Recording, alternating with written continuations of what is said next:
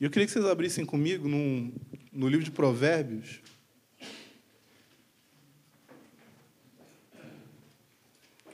capítulo 29. Essa passagem não está aí na apostila de vocês podem anotar ela no cantinho. Provérbios 29, versículo 18.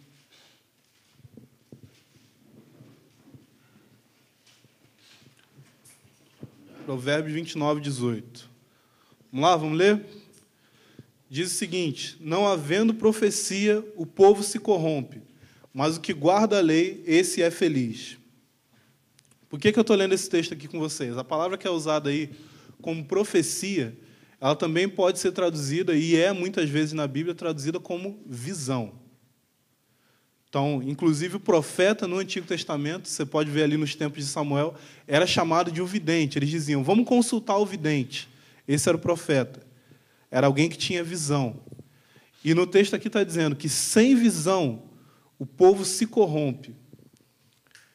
O que significa se corromper pela falta de visão? A palavra que é usada aqui como corromper, ela pode também ser entendida como desintegrar. O que eu quero tratar com vocês, primeiramente, é o seguinte: a igreja de hoje ela não tem visão. Nós vivemos como povo de Deus na terra, o Senhor nos ama, Ele nos redimiu pelo sangue dEle, mas nós andamos sem visão. E uma prova de que nós não temos visão é o fato de que o povo de Deus hoje está se desintegrando. Já viram uma coisa se desintegrando? Já viram um negócio?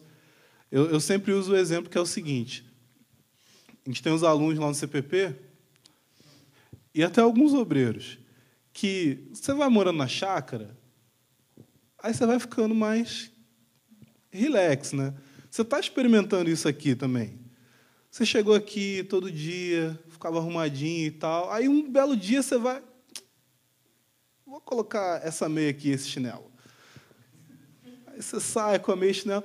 E o que está acontecendo? Tem algumas roupas que vão gastando, né? Vão ficando mais velhas. E chega uma hora que precisaria trocar. Mas aí a pessoa pensa, estou aqui na chácara, o que tem? E, realmente, o que tem, né? Está ali, só gente conhecida. E algumas camisas de alguns alunos começam a sofrer esse efeito. Elas começam a se desintegrar. Teve um aluno que estava na fila do almoço e o outro colocou o dedo no ombro dele e fez assim, a camisa se desfez. O ombro do cara ficou exposto. Então, se desintegrar é isso, a coisa está se desfazendo, ela está perdendo a sua propriedade. E o que acontece com a gente hoje é que a igreja ela está perdendo a sua propriedade, ela está se desintegrando. Uma outra coisa que a gente poderia colocar como desintegrar é, por exemplo, divisão. Por que acontece divisão na igreja? Porque a igreja não tem visão. A igreja não tem visão. E, por isso, ela se desintegra. Ela se desfaz, ela se divide por coisas mínimas. Por questões de doutrina, por questões de orgulho, por desejo por poder. Mas essas coisas acontecem por quê? Porque as pessoas não têm visão. Existiram muitas pessoas fortes com a palavra de Deus na história da igreja. E essas pessoas dividiram a igreja inúmeras vezes. Mas vocês acham que alguma dessas pessoas tinha uma palavra mais forte do que a palavra de Paulo, por exemplo? Eu creio que não. E a questão é, por que Paulo não foi um cara que saiu dividindo a igreja, falando, não, eu sei mais do que todo mundo, eu trabalhei muito mais do que todo mundo, então eu vou fazer a minha ramificação aqui do cristianismo, porque eu creio que a minha revelação é melhor que a de vocês. Por que ele não fez isso? Ele não fez isso porque ele era uma pessoa de visão. Alguém que tem visão é alguém que está olhando para aquilo que é importante. Ela não está olhando para coisas periféricas. E eu creio que a maior visão que Deus quer liberar hoje sobre a igreja é a visão a respeito da segunda vinda de Jesus. Eu creio, e eu não sei se eu estou correto a respeito disso, mas eu realmente creio que o ponto que vai trazer unidade para a igreja é o anseio pela volta do Senhor. Se tem uma coisa que deveria cativar o coração de todos aqueles que são verdadeiramente do povo de Deus, é o desejo pela volta de Jesus. Nós podemos discordar de inúmeras coisas, mas se alguém discorda nesse ponto específico, você precisa questionar se essa pessoa realmente faz parte do povo de Deus. Existem muitas coisas que nós discordamos. A gente pode discordar a respeito da interpretação de determinadas passagens, a gente pode discordar a respeito de experiências espirituais, que algumas pessoas experimentam e outras não experimentam, mas se nós discordamos que o maior anseio do nosso coração deveria ser a volta de Jesus, então, nesse ponto, eu acho que realmente há uma ruptura. Eu creio que nesses dias Deus vai cada vez mais despertar o coração da igreja para amar a sua vinda, para desejar a vinda dele, para desejar a vinda do Senhor mais do que qualquer outra coisa, porque eu vejo que tem inúmeras coisas que nós colocamos no lugar da vinda de Jesus. Eu não estou falando de coisas ruins, eu não estou falando desses exemplos do tipo, a gente coloca um casamento na frente da vinda de Jesus, a gente coloca uma promoção no emprego, uma realização acadêmica. Existem coisas desse tipo, mas existem coisas boas que nós temos colocado na frente de Jesus. Eu tenho visto, irmão, gente que está mais preocupado com a restauração da igreja do que com a volta de Jesus. Isso é um dos maiores absurdos que pode acontecer. A pessoa ela quer mais ver a igreja restaurada e andando com poder na terra do que ela deseja ver o reino de Deus na terra com o seu rei, que é Jesus Cristo. É quase como se a pessoa desejasse assim, não, eu quero que a igreja, se a igreja começar a ser gloriosa, não, Jesus não precisa nem voltar, porque aí eu estou satisfeito. O nosso anseio deve ser pela vinda de Jesus. E é dessa visão que eu estou falando. É dessa visão. O plano de Deus precisa ser consumado. E a consumação desse plano é a vinda do Senhor. É essa visão que nós devemos receber. Vamos para uma outra passagem aqui. É a letra A do número 1 aí na sua apostila. Passagem é 1 Tessalonicenses, capítulo 5, dos versículos 1 ao 5.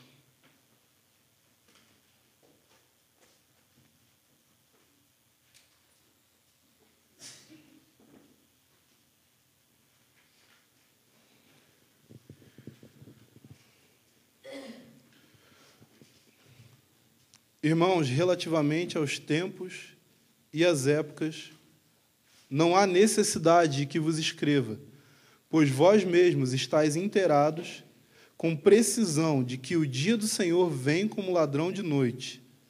Quando andarem dizendo paz e segurança, eis que lhes sobrevirá a repentina destruição, como vêm as dores de parto a que está para dar à luz, e de nenhum modo escaparão. Então, primeira coisa que a gente precisa perceber, tem muita gente dizendo hoje que Jesus pode voltar a qualquer momento. Jesus, já viram que tem uns vídeos na internet até, né? O cara está pregando, pregando e tal, fora, daqui a pouco, pum, some todo mundo. O pregador sempre fica, já viu? Sempre fica. Eu estou até com medo de ficar aqui. Mas aí tem esse negócio. Não, Jesus pode voltar a qualquer... Eu posso dizer com certeza, gente, ninguém acredita nisso. Eu acho que quando eu converti, eu acreditei nisso uma semana. Aí eu ficava assim, é agora. É agora. Ouvi um barulho, ixi, Jesus voltou. Se o cara acreditasse nisso, gente, não acho que ia viver do jeito que vive, não. Fora que ia ser uma neurose notável. Ninguém acredita nisso de verdade. Mas não tem problema não acreditar nisso, porque a Bíblia não fala isso. A Bíblia não diz que Jesus pode voltar a qualquer momento. Inclusive, as pessoas usam falando, Jesus vai vir como ladrão. cuidado, hein? Fica preparado, porque qualquer hora Jesus pode aparecer. Tipo o bicho-papão, né? Mas a passagem aqui está deixando bem claro que o dia do Senhor... Lê comigo o versículo 2, ó. Pois vós mesmos estáis inteirados com precisão de que o dia do Senhor vem como ladrão. Ok? O dia do Senhor vem como ladrão. Mas continua lendo a passagem. Quando andarem dizendo paz e segurança, eis que lhes sobrevirá repentina destruição, como vêm as dores de parto, a que está para dar à luz, e de modo nenhum escaparão. É isso que vai acontecer com a gente no dia do Senhor? Repentina destruição? Você quer a volta de Jesus? Para destruir sua vida repentinamente? Não, então ele não vai vir como ladrão. Continua lendo a passagem aqui. Mas vós, irmãos, não estáis em trevas, para que esse dia como ladrão vos apanhe de surpresa. O dia do Senhor vai te pegar de surpresa? Sim ou não? Não senti muita firmeza, não. Eu acho que vocês vão... Estou achando que vocês estão querendo ser destruídos aí. O dia do Senhor vai te pegar de surpresa? Não! O Jansen sempre... cheerleader ali. Porque vós, versículo 5, porquanto vós todos sois filhos da luz e filhos do dia, nós não somos da noite nem das trevas.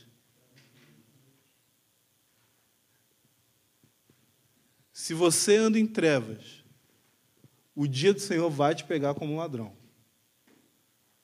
Mas se você é um filho do dia, você vai andar de maneira sóbria. E esse dia não vai te pegar de surpresa. De maneira nenhuma. Ele não vai te pegar de surpresa. Eu estou dizendo que a gente vai saber o dia e a hora da volta de Jesus? Não. Não estou dizendo isso. Estou dizendo que nós podemos saber a estação da vinda do Senhor. Deus deixou sinais claros na sua palavra, perceptíveis. E quando nós vimos essas coisas, nós podemos dizer, o Senhor está próximo.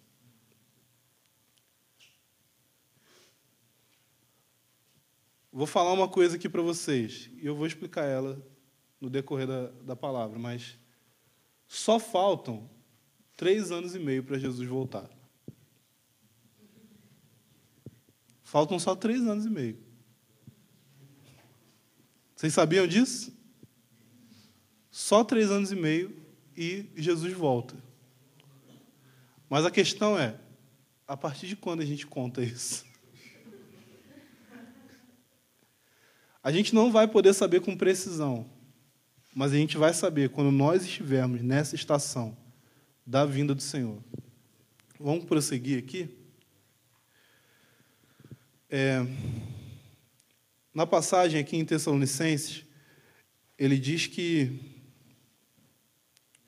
ele fala para os irmãos de Tessalônica, versículo 1, relativamente aos tempos e às épocas, não há necessidade de que eu vos escreva.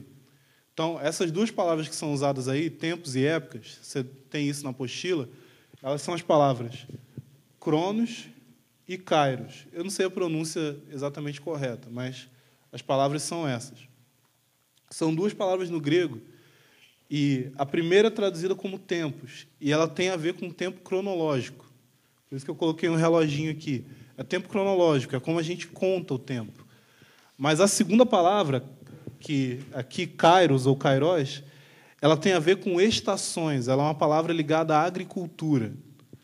Então, a pessoa que vai trabalhar com a terra, ela precisa entender das estações, porque se ela não entender, ela vai acabar tomando prejuízo. Ela precisa saber qual é a época, qual é a estação que eu estou vivendo agora, o que é propício de se fazer nesse momento. Porque se ela fizer uma coisa certa, mas numa estação errada, ela vai ter um prejuízo grande. Então, esses irmãos, eles conheciam o tempo, eles conheciam a cronologia do plano de Deus, mas eles também conheciam a época. Eles conheciam as estações. Eles sabiam o momento que eles estavam vivendo e como eles deveriam corresponder a esse momento. Então, eu quero falar sobre essas duas coisas com vocês. Sobre a necessidade de nós entendermos o tempo e a época. De nós entendermos a cronologia e a estação. Qual é a atitude correta? Qual é a postura que eu devo tomar? Qual é a estação que eu estou vivendo? E qual é a cronologia? Qual é o tempo? Porque, de acordo com a estação que você vive, você vai agir corretamente dentro do tempo em que você está vivendo. Ok? Vamos passar para o ponto 2 aí da apostila. Está escrito aí: o conhecimento dos tempos e das estações se faz ainda mais necessário no que diz respeito à segunda vinda de Cristo. Então, o conhecimento deles, dos irmãos em Tessalônica, estava intimamente ligado à segunda vinda de Jesus. Tanto que as duas coisas aqui na passagem de 1 Tessalonicenses 5 estão ligadas. Ele fala sobre a vinda e sobre alguns rumores que estavam sendo espalhados lá em Tessalônica, sobre a vinda do Senhor, e ele fala sobre o fato de que eles não precisavam dar ouvido a esses rumores. Por quê? Porque eles sabiam sobre os tempos e sobre as épocas. Eles tinham conhecimento a respeito disso. Então, para que nós possamos compreender a vinda do Senhor, nós precisamos conhecer os tempos e as épocas. Então, aqueles que estão andando em trevas, eles não sabem a respeito disso. Mas o problema é que quando ele fala de aqueles que andam em trevas, ele se referia às pessoas que não conheciam o Senhor, que não eram convertidas. E o que acontece hoje, o fenômeno estranho que acontece hoje, é que nós, como igreja, sendo povo de Deus, não conhecemos a respeito disso. Nós não sabemos o tempo que nós estamos vivendo. Nós não sabemos como agir dentro dessa época do plano de Deus. E, por isso, tem muita gente fazendo coisa hoje que não deveria estar fazendo. Por quê? Porque não é tempo disso. É como a Carol falou na aula dela. Tem gente hoje que está vivendo lá em 1517. A pessoa acha que ela tem que fazer a reforma protestante. Meu amigo, a reforma protestante já aconteceu. Já foi. Já passou um tempinho, hein? Você está atrasado. Tem que valorizar o que foi feito? Sim. Mas você não precisa atolar naquele negócio. Você precisa olhar para frente. Para aquilo que Deus quer fazer hoje. Uma coisa que a gente vê sobre Davi é que Davi entendia a respeito disso. Ele serviu a sua geração, entendendo o que o Senhor queria naquele tempo. Não só aquilo que ele deveria fazer, mas também aquilo que ele não deveria fazer. A gente sabe muito bem que Davi quis construir uma casa para Deus, mas Deus não deixou, porque ele disse: não é o tempo de fazer isso. Então, eu queria que a gente olhasse para um negócio sobre a vinda do Senhor. Vamos abrir lá em Mateus 24.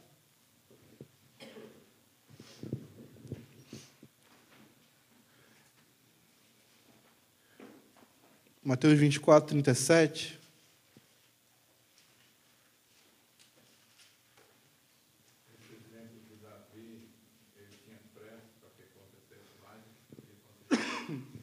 Uhum.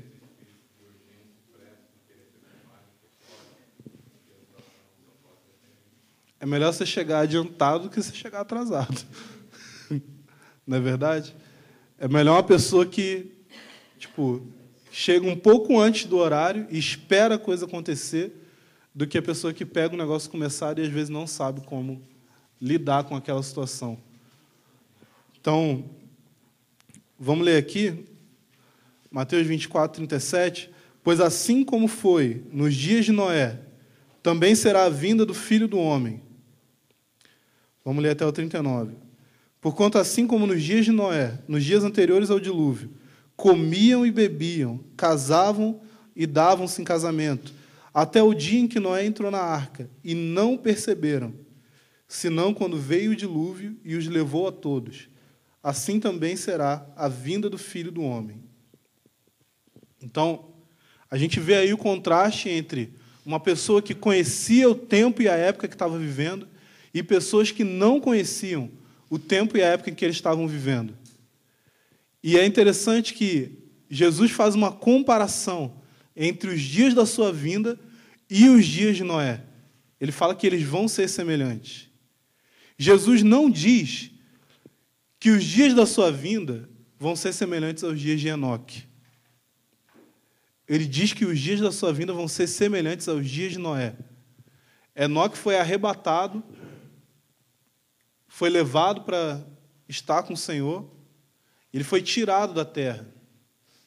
Mas me responde uma pergunta: Noé foi tirado da terra? Não. Noé foi arrebatado? Não.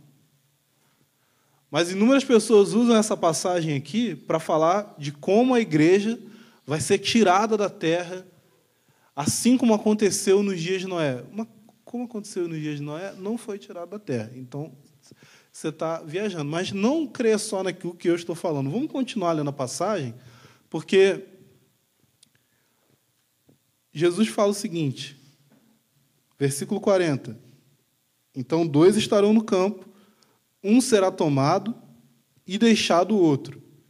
2 estarão trabalhando no moinho, uma será tomada e deixada a outra. Portanto, vigiai, porque não sabeis em que dia vem o vosso Senhor. Essa passagem aqui, para muitas pessoas, está falando daquele arrebatamento secreto. Mas volta um pouquinho comigo aqui, no versículo 39, e perceba aqui o que ele diz. Não o perceberam, senão quando veio o dilúvio. E os... Vamos falar todo mundo junto.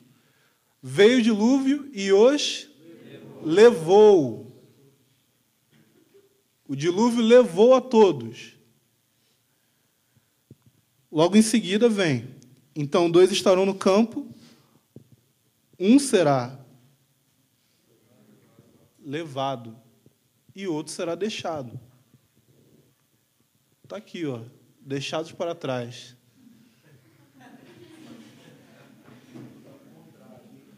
Só que o contrário. Deixados para trás, gente. Quem aqui quer ser deixado para trás?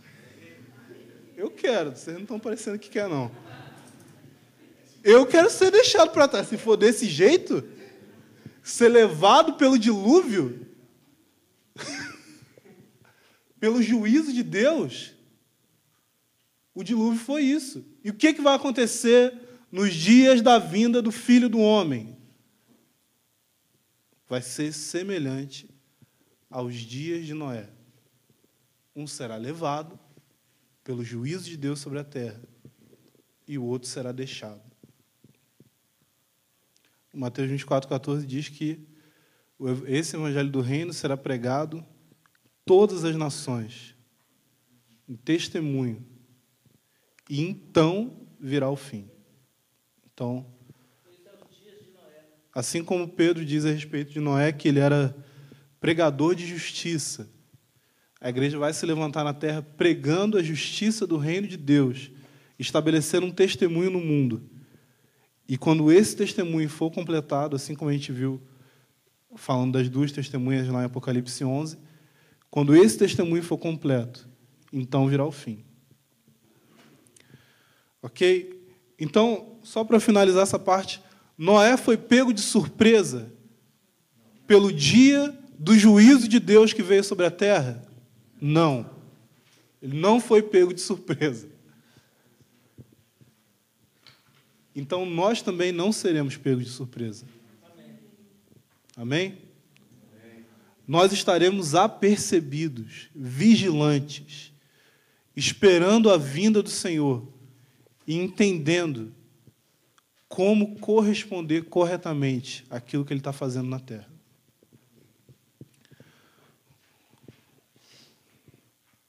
Vamos avançar um pouquinho aqui. Na parte 3,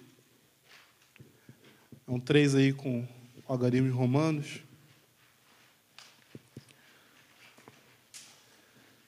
Você vê que está escrito aí, a chave cronológica. O que significa chave cronológica aí? Eu quero falar sobre o seguinte: como nós podemos entender, por meio da palavra, a cronologia do plano de Deus? Como que a gente pode entender não só a estação em que nós estamos vivendo, mas como que esses tempos vão se desenrolando na história bíblica e na nossa história hoje?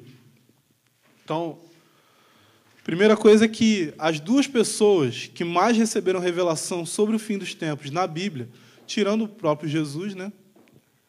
Mas aí não vale. mas as duas pessoas que mais receberam revelação e registraram essa revelação na palavra de Deus foram, respectivamente, Daniel e João, que escreveu o Apocalipse.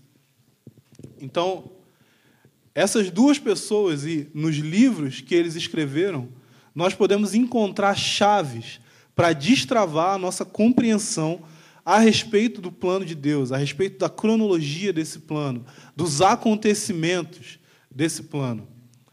Então, eu queria aqui com vocês analisar, principalmente, uma chave que nós encontramos no livro de Daniel.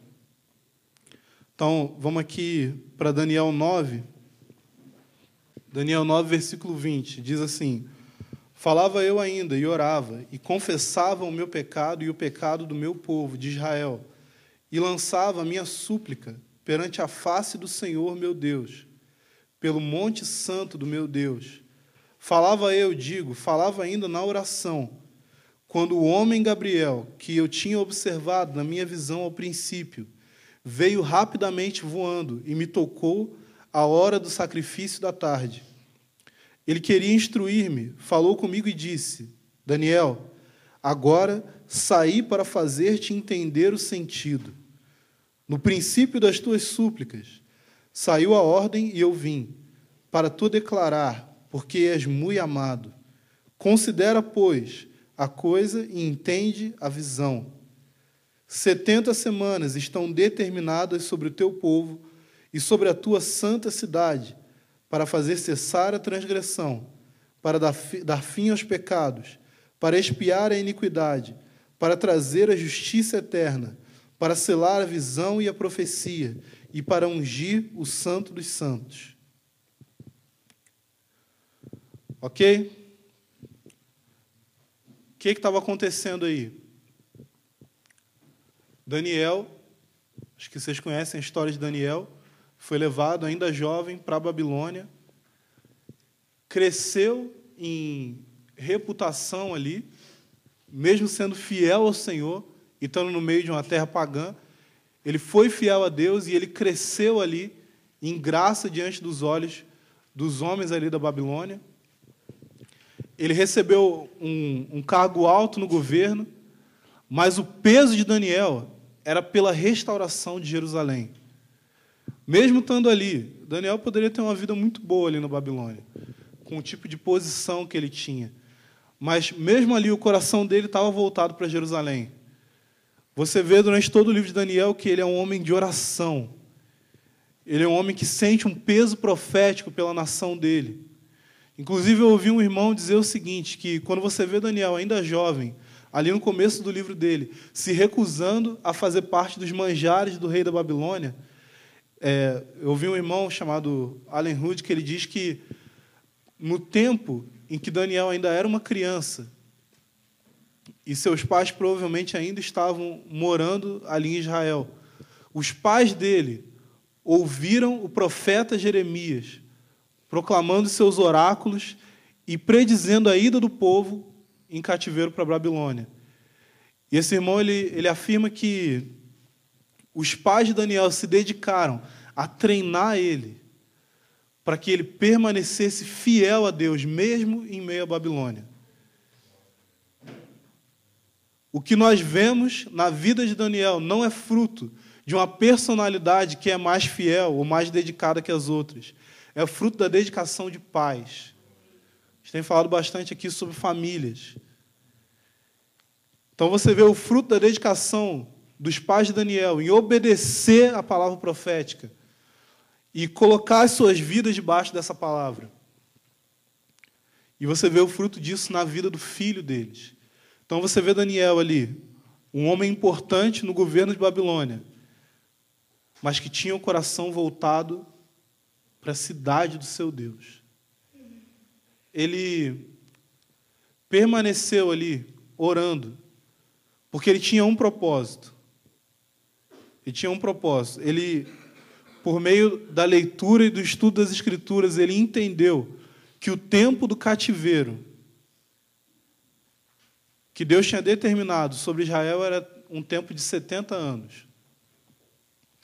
O que ele fez quando ele descobriu que o tempo de cativeiro era de 70 anos? Ele fez o seguinte: ele alugou um salão bem grande, uma sinagoga na Babilônia, ele espalhou cartazes feitos pelos melhores artistas da época, proclamando uma conferência de escatologia para falar sobre tudo aquilo que ele descobriu. Foi isso que ele fez? Não. Ele chamou algumas pessoas e fez uma reunião de estudo para mostrar o quanto que ele entendia de profecia na Bíblia e como que ele sabia que iam ser os cumprimentos exatamente. Também não? O que ele fez? Ele foi orar. Ele foi orar.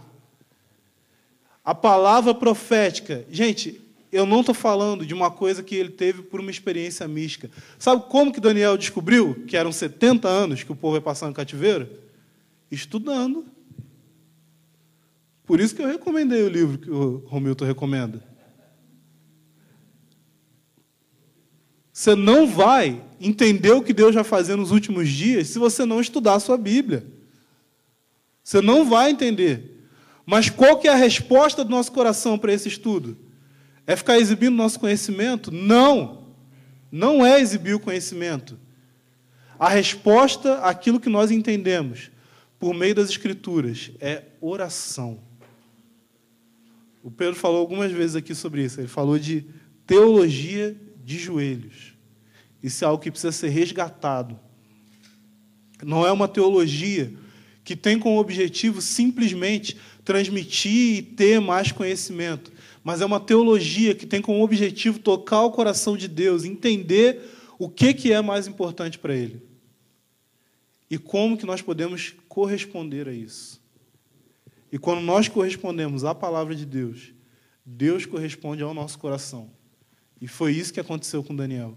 Deus correspondeu ao coração dele, que, ao entender a palavra profética, se colocou ali prostrado diante do Senhor. Então, quando isso acontece, Deus libera a revelação sobre a vida dele. E Daniel estava perguntando para Deus: Deus, eu entendi aqui que o tempo do cativeiro do seu povo aqui na Babilônia já terminou. Cumpre a tua palavra. Mas o coração de Daniel causou uma reação em Deus, que não foi que Deus simplesmente falou a respeito do fim do cativeiro na Babilônia. Mas Deus falou a respeito do fim do cativeiro de todo o povo de Deus e da consumação do seu plano no fim dos tempos. A revelação que Daniel recebeu ia muito além daquilo que ele estava pedindo. Deus não corresponde à nossa vida de oração na mesma medida daquilo que nós estamos oferecendo. Ele derrama muito mais sobre nós. Muito mais. Muito mais. Um pouquinho assim de fidelidade a Deus. Tem uma recompensa que é tão maior do que isso, que só pode receber um nome. É graça. É graça de Deus. Você não merece aquilo ali. É muito além. Muito além. Às vezes a gente acha que a gente está fazendo muita coisa para Deus. E no fim das contas a gente não está fazendo quase nada. Porque a gente não entende a proporção do quanto que nós estamos oferecendo para Ele e do quanto que Ele já derramou e Ele vai derramar ainda sobre nós. É muito além. Você não precisa ficar com crise pensando assim, não, eu acho que eu não estou me dedicando o suficiente, e aí, por não estar me dedicando o suficiente, Deus não vai me abençoar. Não, Deus já te abençoou. Deus já derramou o Espírito dele sobre a sua vida. E o pouco de fidelidade que nós temos, ele é acrescentado pela graça de Deus, para que nós sejamos cada vez mais fiéis, por meio do poder dele operando em nós, e para que a resposta a essa fidelidade seja cada vez mais abundante, constrangendo o nosso coração.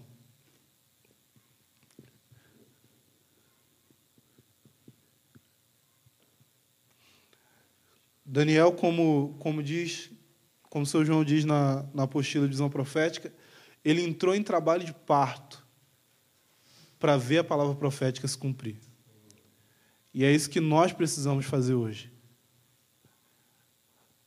Quando eu disse no começo assim, eu tenho temor desse assunto aqui. E o temor que eu sinto é exatamente esse. Isso não é para satisfazer a nossa curiosidade. O objetivo de entender a respeito dessas coisas, de entender os tempos e as épocas do plano de Deus, é para que nós possamos corresponder com o nosso coração, para que nós possamos nos colocar de joelhos e dar à luz a essa palavra, colocar a nossa vida debaixo do peso dessa palavra, para que o Senhor possa gerar aquilo que é necessário por meio de mim, por meio da minha vida, por meio da sua vida. Vamos ler novamente aqui o versículo 24.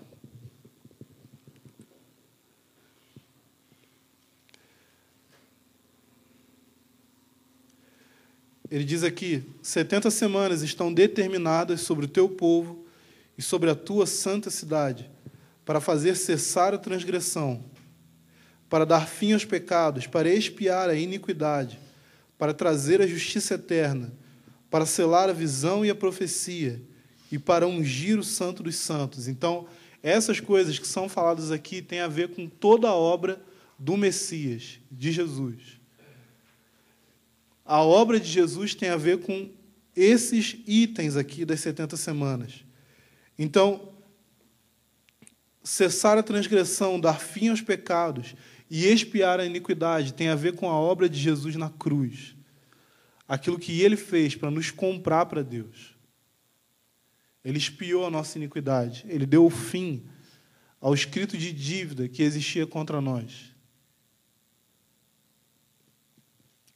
Mas quando você vê, a partir do item, trazer a justiça eterna, e lembrando que quando fala de justiça no Antigo Testamento, não está falando sobre justificação pela fé, salvo no caso de Abraão. Ele está falando de justiça real, de uma vida reta, de uma retidão completa e sem defeitos.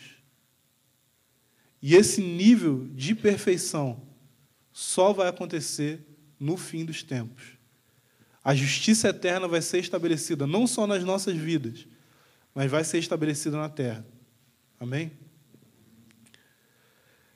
Ele prossegue dizendo aqui, selar a visão e a profecia, ou seja, tudo aquilo que foi dito pelos profetas, que haveria de acontecer, vai ser selado, ou seja, vai se cumprir. Vai testificar a respeito da fidelidade da palavra de Deus. E o último item aqui fala de ungir o Santo dos Santos. Tem mais de uma interpretação a respeito disso. Mas eu creio que a palavra aqui, primeiro, ela não fala especificamente do Santo dos Santos, dentro do tabernáculo. Mas a palavra Santo dos Santos, ela tem uma conotação pessoal na língua original, no hebraico. Então, quando fala de ungir o Santo dos Santos, está falando sobre aquele que é mais santo do que qualquer outro. E ele vai ser ungido. Ungido como? Ungido como rei sobre toda a terra.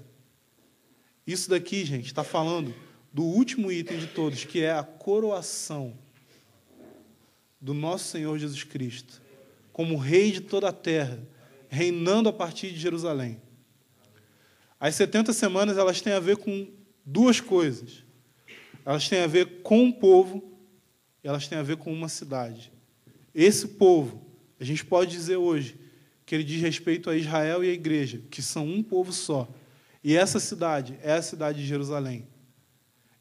O peso de Daniel era pela cidade de Jerusalém. E Deus mostrou para ele tudo que ia acontecer com Jerusalém até o fim de todas as coisas. Ezequiel 4, versículo 4 e 5. A gente vai entrar agora nos eventos dessas 70 semanas.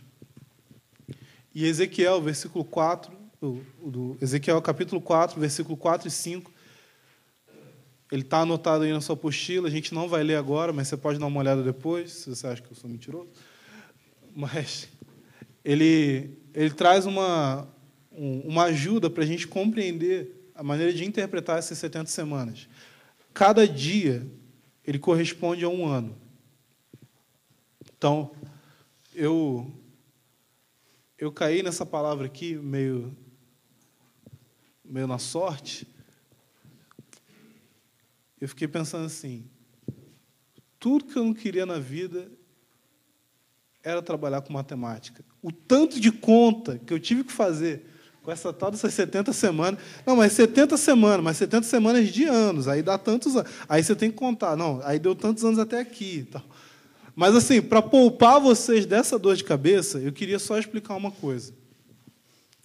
A gente vai ver nos próximos versículos aqui que ele divide essas 70 semanas em 3 períodos específicos. Ele está aqui no quadro. Ó. Ele fala de 7, 62 e 1 semana. Então, só para vocês entenderem que, na profecia bíblica, a gente não está trabalhando com uma coisa tão matematicamente correta. A profecia bíblica, por exemplo, Deus fala para Abraão que o povo dele, os descendentes deles, iam ficar 400 anos no Egito. Quem sabe quantos anos o povo ficou lá no Egito? 430. Deus é ruim de matemática?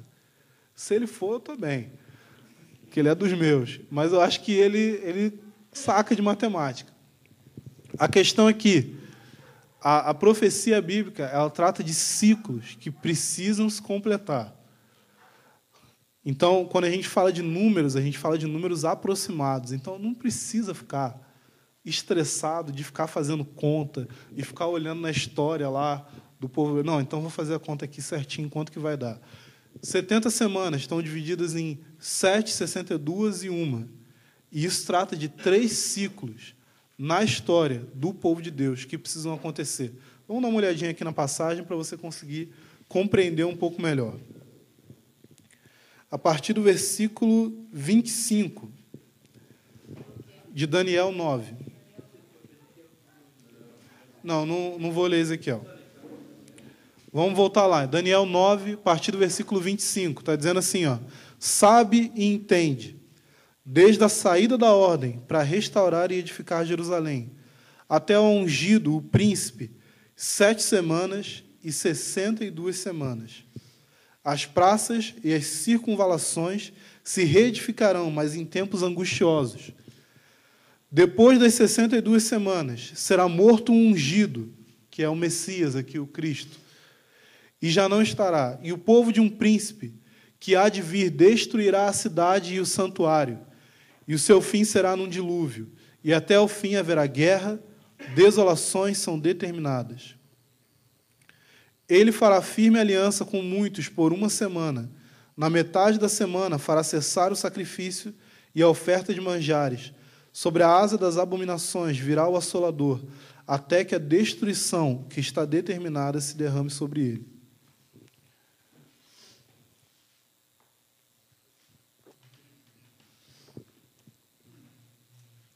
Então, primeira coisa para a gente entender, 70 semanas são 70 semanas de anos. 70 semanas de anos vai dar 490 anos. Como eu disse para você, não precisa se estressar de ficar fazendo muita conta. Mas a gente tem esse número aproximado e é por meio dele que a gente consegue se guiar dentro do cumprimento dessa profecia na história. Então, a gente tem aí esses 490 anos. A questão é a seguinte, que a primeira coisa que a gente precisa saber é que Esses 490 anos tem a ver com o Cronos, tem a ver com o tempo cronológico de Deus. Mas tem uma outra coisa que é importante. O tempo cronológico de Deus, ele acompanha o povo de Israel.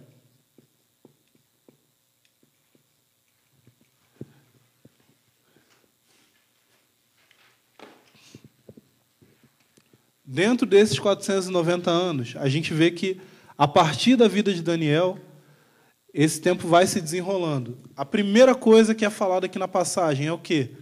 7 semanas, e o que aconteceria? Lê aí no versículo para a gente ver. Depois de 7 semanas,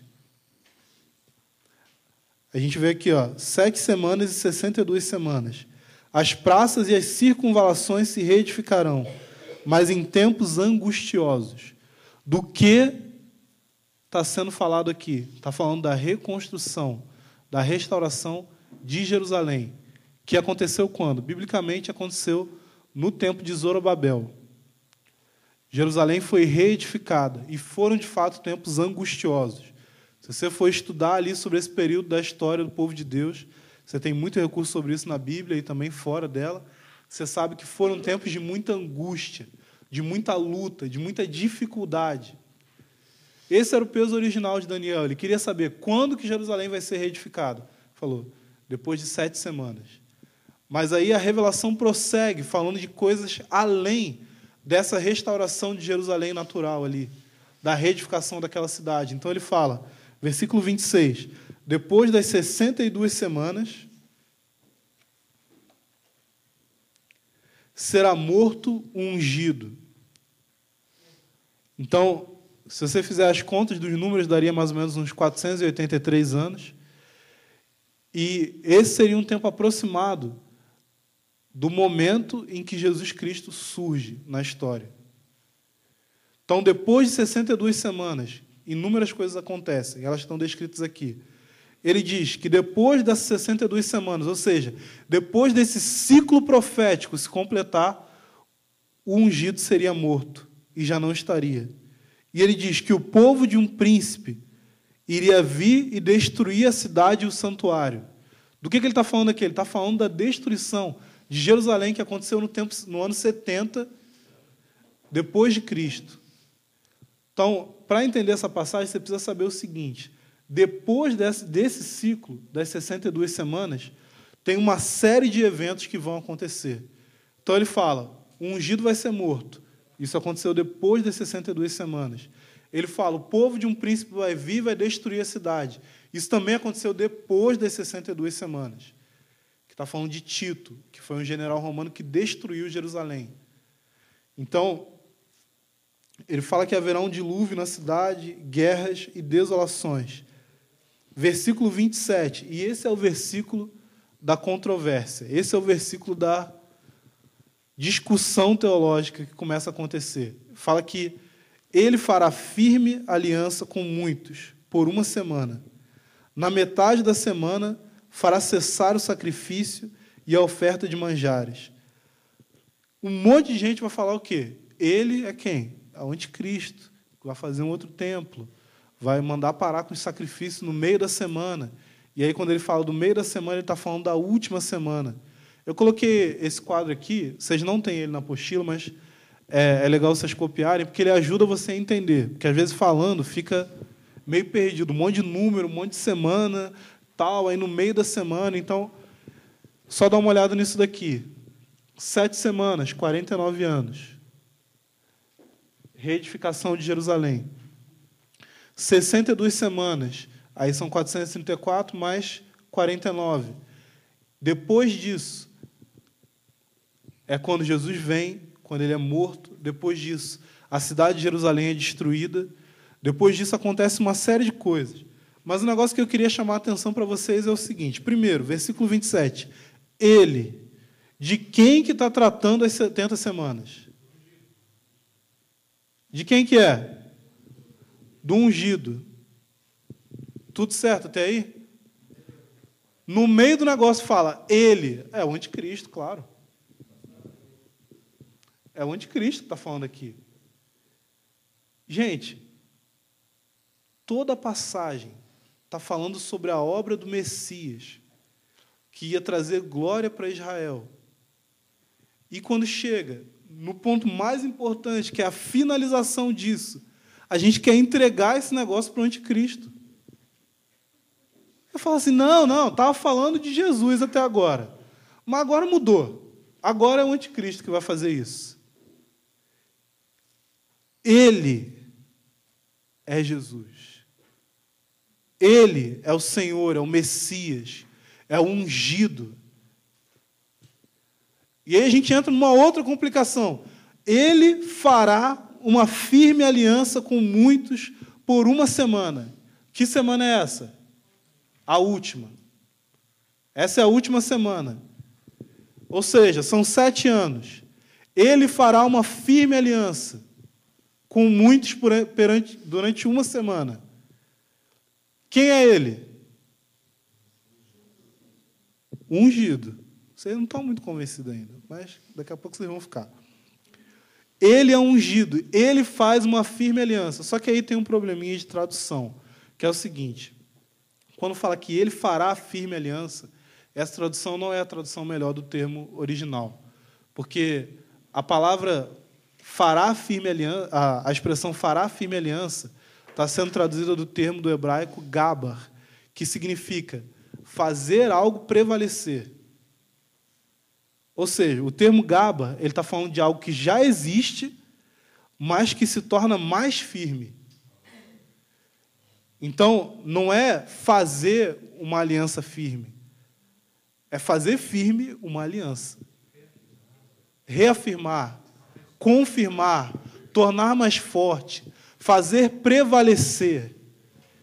Essa mesma palavra é usada em algumas outras passagens, uma delas é quando Moisés está com as mãos levantadas e Israel está no meio de uma batalha, e diz que quando Moisés levantava as suas mãos, Israel, gabar, prevalecia. Uma outra passagem que é usada também é quando fala das águas do dilúvio, que fala que as águas do dilúvio, gabar, sobre a terra, prevaleciam sobre a terra. Não está falando de uma aliança que não existia e que foi feita. Está falando de uma aliança que já existia, mas que se tornou mais firme, mais sólida, consolidada. Então, de que aliança está sendo falada aqui? Está falando da nova aliança, feita no sangue de Jesus. E diz aqui que no meio da semana, ele vai fazer cessar o sacrifício. Lembrando aqui do nosso gráfico, uma semana equivale ao quê? 7 anos. A metade de uma semana equivale ao quê? 3 anos e meio. Quanto tempo Jesus teve de ministério? 3 anos e meio. No fim do ministério de Jesus, no fim desses 3 anos e meio, o que ele fez? Morreu. Depois da morte de Jesus, os sacrifícios no templo, em Jerusalém, são válidos ainda? Já era. Fez cessar o sacrifício. Amém. Jesus é o Senhor da última semana. O fim, a consumação do plano de Deus não pertence ao anticristo. Pertence ao nosso Senhor e à sua igreja, vitoriosa na terra. Vamos passar aqui para um próximo ponto, que é o seguinte. A última semana trata do ministério de Jesus, o Messias. É nessa semana que tudo vai ser concretizado. Só que existe um outro evento que acontece na metade dessa semana, no fim desses 3 anos e meio. O que o povo de Israel faz a respeito do seu Messias que veio? Eles recebem ele? Não. Eles rejeitam ele. E como eu disse para vocês no começo, esse relógio aqui, o relógio de Deus, quem que ele está acompanhando? Ele está acompanhando Israel. Na metade da semana, Jesus faz cessar o sacrifício, porque ele é morto por aqueles que são seus. E quando os judeus rejeitam o seu Messias, O que acontece com o relógio de Deus? Ele para. Ele para. E quando esse relógio para, isso significa que os judeus não podem ser salvos depois disso? Não. Queria que a gente fosse para a passagem de Romanos, capítulo 11, para eu explicar um pouco a respeito disso. A gente vai ver em várias outras passagens, se você lê no Novo Testamento, que em lugar nenhum é falado sobre 7 anos. Aqueles que estavam nas aulas aqui, que falaram sobre as 2 testemunhas, quanto tempo fala que as 2 testemunhas vão testemunhar? No fim dos tempos. Quanto tempo? 1.260 dias, 3 anos e meio. 1 tempo, 2 tempos, metade de um tempo. A gente tem várias dessas expressões na Bíblia e principalmente no Novo Testamento. Você não vê nada que fale sobre um período de 7 anos. Você vê um período de 3 anos e meio. 42 meses também é uma expressão que é usada. Vamos lá em Romanos 11, versículo 25.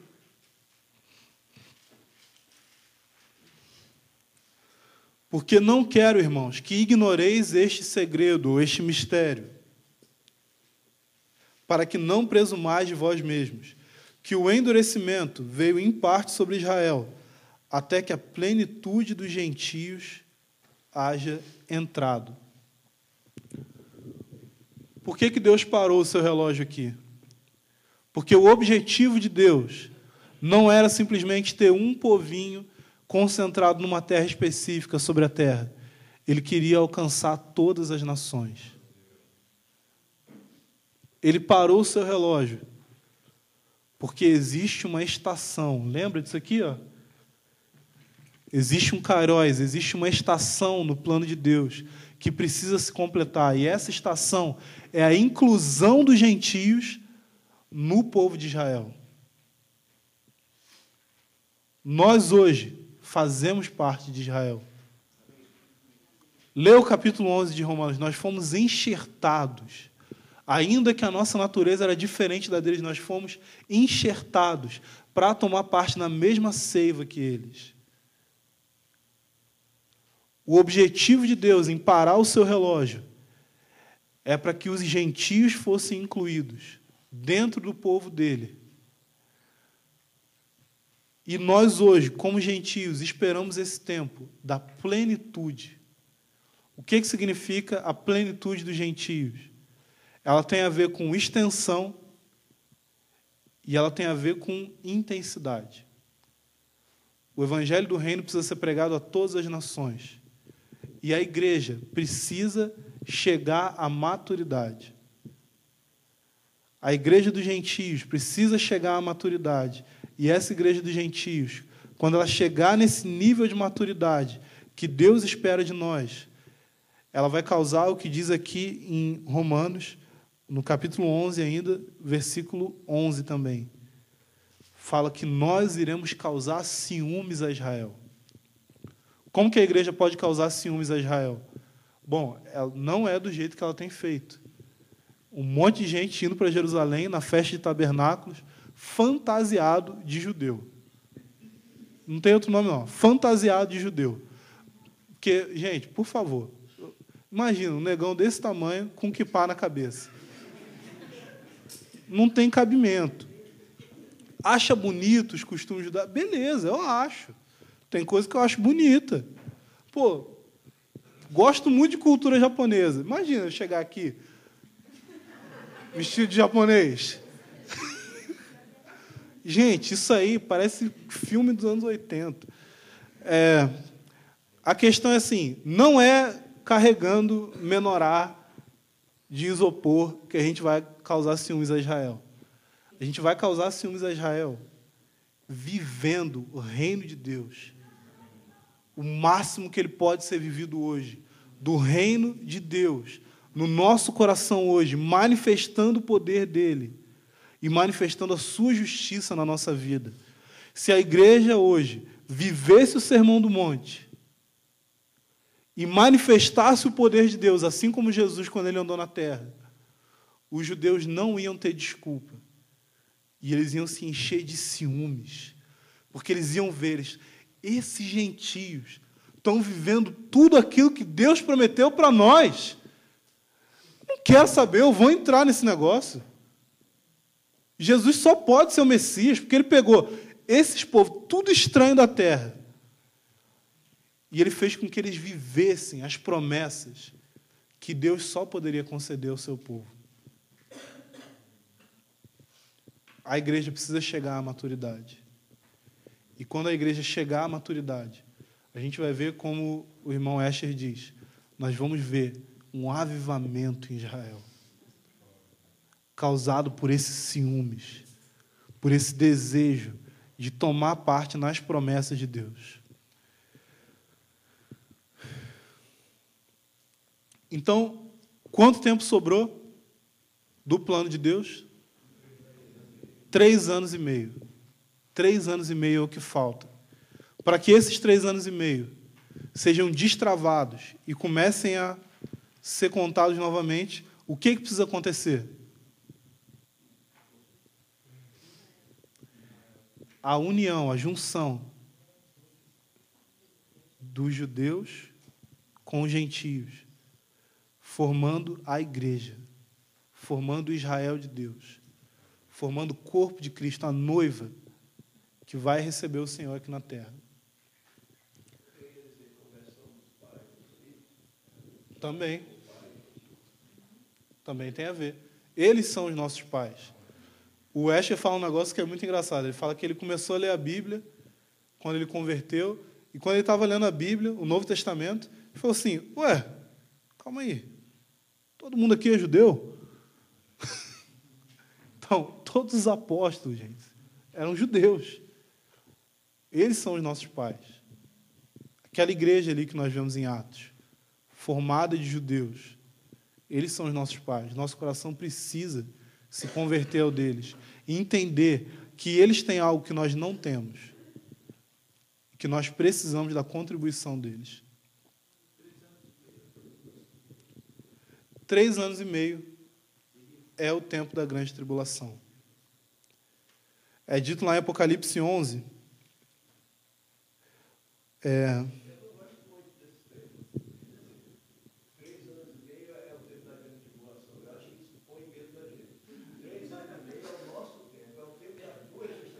Amém. Amém.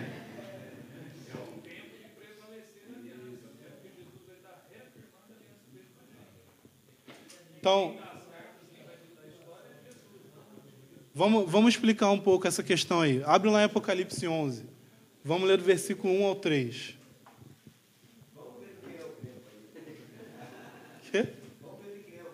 Vamos ver agora. Quem que manda nesse negócio?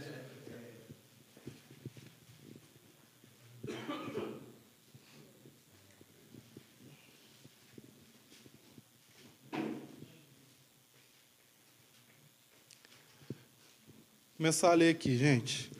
Deram-me um caniço semelhante a uma vara de medir, e me foi dito, vá e meça o templo de Deus e o altar, e conte os adoradores que lá estiverem. Exclua, porém, o pátio exterior, não o meça, pois ele foi dado aos gentios. Eles pisarão a cidade santa durante 42 meses. Darei poder. Repete aí comigo, gente. Darei poder às minhas 2 testemunhas, e elas profetizarão durante 1260 dias. A gente não tem tempo para tratar muito sobre isso, mas se você ler Apocalipse 12, você vai ver que existem ali 3 personagens, ou 3 companhias distintas. Você vê que tem a igreja gloriosa. E o que acontece com a igreja gloriosa em Apocalipse 12? São dadas 2 asas para ela, e ela é levada para o deserto, para ser protegida. Um outro personagem que nós vemos ali é o filho varão. E esse filho varão, ele tem a ver com o ministério das 2 testemunhas, ou seja, é uma companhia profética que vai testemunhar a respeito do Senhor e da sua vinda para toda a terra. Eles vão profetizar durante esses 1.260 dias, para trazer o testemunho de Deus sobre a terra, e eles vão ter poder, e ninguém vai poder tocar neles. E nós vemos também os outros descendentes da mulher. E Apocalipse 12 é muito claro, dizendo que Satanás vai atrás deles, e ele mata eles. Mas eles morrem por causa do testemunho de Jesus. Então, na grande tribulação, vai ter perseguição à igreja? Vai. Pelo menos a uma parte da igreja. Vai ser perseguida, vai ser morta, mas essa morte vai ser para a glória de Deus. E, inclusive, as duas testemunhas também são mortas. Mas a questão é a seguinte: elas não são mortas porque elas são abandonadas por Deus, ou porque elas não tinham poder. Elas são mortas porque os últimos 3 anos e meio são a continuação do ministério de Jesus na terra. Jesus veio e ele ministrou aqui na terra, ele andou nesse mundo, ele profetizou, ele pregou o reino de Deus durante 3 anos e meio. Mas o fim da última semana é a continuação desse ministério de Jesus, por meio do seu corpo, profetizando para todas as nações, seguindo o mesmo caminho do seu mestre. Todos nós vamos passar pela morte, mesmo aqueles que fisicamente não forem mortos. Porque o nosso caminho é o mesmo caminho do nosso Senhor. E a questão é que, se você tem medo da tribulação, você é uma pessoa que deseja viver uma vida sem graça. Já viu que a gente gosta de ver filme de aventura, de ação, com coisas grandiosas acontecendo? Tem algumas coisas que eu percebi a respeito dos filmes de ação. Primeira delas, a pessoa não toma banho. Já viu alguém tomando banho em filme de ação? Só o Van Damme toma banho. Dificilmente. E quando o cara vai tomar banho, alguém tenta matar ele. Não toma banho. Outra coisa, o cara se machuca. Você já viu isso? A gente acha que, tipo assim, não, tá lá e tal, filme de... Pô, o cara se machuca, o cara quebra o braço, o cara corta a perna, toma tiro. Dói isso. Não sei se tem mais coisa, não. Mas essas duas coisas já são bem ruins por si só. Mas, tem uma outra coisa. A pessoa que está envolvida naquela aventura, as emoções dela são afetadas por aquilo que ela está passando. A gente gosta de aventura? Ué, se você gosta de aventura, você vai ter que pegar o pacote inteiro. Ué. Você quer uma coisa grandiosa? Você quer viver esse tempo na terra? Você quer viver e ver a glória da igreja na terra? Vai ser uma aventura. Não vai ser uma poltroninha confortável que você vai ficar ali, tipo, vendo na televisão tudo que está acontecendo. Vai ser uma aventura de verdade. Mas se a gente deseja essa glória, a gente precisa estar disposto a passar por tudo aquilo que for necessário. Você não precisa ter medo. Porque esse tempo é o tempo em que nós vamos viver coisas que durante toda a eternidade a gente vai poder falar delas. A gente vai falar para os anjos. Os anjos vão chegar e vão perguntar: como foi isso? Vocês viveram a vida de Jesus, do próprio Deus, na terra. Vocês representaram Ele. As pessoas olhavam para vocês e viam a glória de Deus. E a gente vê isso hoje aqui também. Os anjos vão falar para a gente. Eles vão falar para a gente: conta para mim como que foi. Conta mais uma vez. Conta mais uma vez como que foi isso. Como que foi ver o Senhor vindo em glória, de uma perspectiva que os anjos nunca vão ver. Nós somos chamados para essa aventura. 3 anos e meio de aventura. E depois toda uma eternidade de glória à nossa frente. 2 Pedro capítulo 3, a partir do versículo 1 mesmo. Amados, esta é agora a segunda epístola que vos escrevo. Em ambas procuro despertar com lembranças a vossa mente esclarecida, para que vos recordeis das palavras que anteriormente foram ditas pelos santos profetas, bem como do mandamento do Senhor e Salvador ensinado pelos vossos apóstolos. Tendo em conta, antes de tudo, que, nos últimos dias, esses são os tempos que a gente está vivendo, virão escarnecedores com seus escárnios, andando segundo as próprias paixões, e dizendo: onde está a promessa da sua vinda?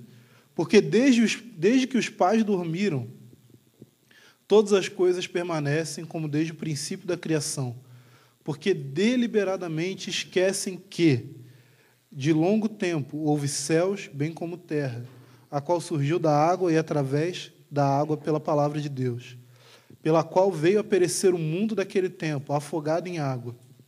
Então, está dizendo aqui de Noé, né? Destruição repentina veio sobre eles. Ora, os céus que agora existem, versículo 7, a terra, os céus que agora existem e a terra, pela mesma palavra, têm sido entesourados para o fogo, estando reservados para o dia do juízo e destruição dos homens ímpios.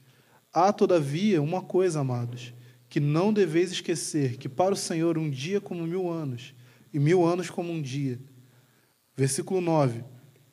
Não retarda o Senhor a sua promessa, como alguns a julgam demorada. Pelo contrário, ele é longânimo para convosco, não querendo que nenhum pereça, senão que todos cheguem ao arrependimento. Então, primeira coisa que a gente precisa entender, essa demora na vinda do Senhor, ela é por misericórdia dele. Ele estende esse tempo, ainda que o desejo dele seja voltar, ele estende esse tempo, porque ele tem misericórdia da humanidade. E ele quer salvar. Então, essa é a primeira coisa. A outra coisa é, visto que todas essas coisas hão de ser desfeitas... Não. Virá, entretanto, como ladrão o dia do Senhor, versículo 10, no qual os céus passarão como estrepitoso estrondo, e os elementos se desfarão abrasados. Também a terra e as obras que nela existem serão atingidas. Visto que todas essas coisas hão de ser assim desfeitas, deveis ser tais como os que vivem em santo procedimento e piedade. Versículo 12, esperando e apressando a vinda do dia de Deus, por causa do qual os céus incendiados serão desfeitos e os elementos abrasados se derreterão. Então, esperando e apressando.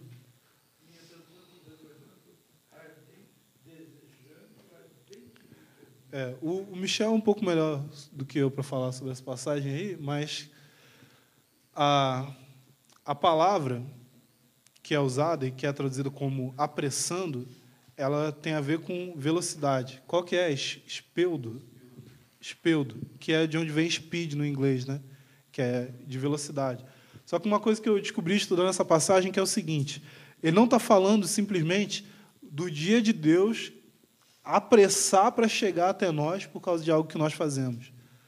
Mas ele está falando de você se apressar para o dia de Deus. Está entendendo? Isso é. Vê o que Daniel fez. Daniel se apressou para o dia do Senhor. Vocês percebem isso? Ele chegou lá antes de todo mundo. João também. O que aconteceu com João? O dia do Senhor chegou realmente ali no tempo de João? Não. Mas ele se apressou para o dia do Senhor. Ele chegou lá. Se nós queremos ser precursores, significa que a gente precisa chegar lá primeiro. Ou seja, nós precisamos experimentar isso. Exato. Você precisa se apressar para o dia de Deus. Você precisa experimentar o dia do Senhor. E como que você vai fazer isso? Você vai fazer isso, primeiramente, por meio de uma vida de oração e de ouvir a voz de Deus, e de questionar o Senhor, e de fazer valer as promessas dEle, e de se colocar diante do Senhor falando: Senhor, eu quero chegar no seu dia, eu quero experimentar aquilo que o Senhor prometeu que ia fazer no fim dos tempos. Então, nós precisamos nos apressar para esse dia e experimentar essas coisas e sermos precursores que preparam o caminho do Senhor. E preparar o caminho do Senhor significa preparar pessoas para corresponder corretamente ao Senhor à luz da sua segunda vinda. Então, o que a gente precisa fazer? Nós precisamos nos apressar e experimentar essas coisas.